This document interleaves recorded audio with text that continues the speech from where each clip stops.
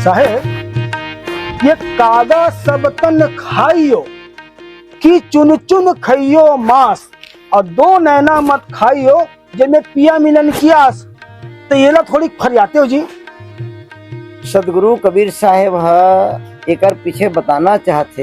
हाँ कौवा कागा माने कौवा। कौवा, हाँ हाँ कौवा मांसाहारी प्राणी है, हाँ पक्षी है। हम्म पर एक बार वो कौवा एक भगत के पास चले जाते। हाँ। और भगत ला कहते कि मैं तोला खाना चाहता हूँ, मैं तोला खाऊं। हाँ तो वो भक्त के आवाज आते, कौवा एक निवेदित भाव से आवाज आते। वो कहते कि अरे कौवा, हाँ ते मोर शरीर के सब जगह खा लेबे, हाँ और ये जो जुठन आँखी है हाँ तेला झन खावे। अच्छा कौवा कहते काबर ए आँखी अगर रही हाँ तब मैं हाँ वो पार ब्रह्म परमेश्वर ला, अच्छा वो सदगुरु कबीर साहेब ला हाँ ए आँखी से मैं दर्शन कर लूँ। हाँ। एकर सती सदगुरु कबीर साहेब कहते कागा सब तन खाइयो और चुन चुन खइयो मांस।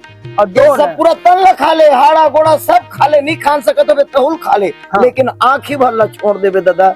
बस तोर से अब के मोर बिनती है काबर एकर से मोला पिया से मिलन होही।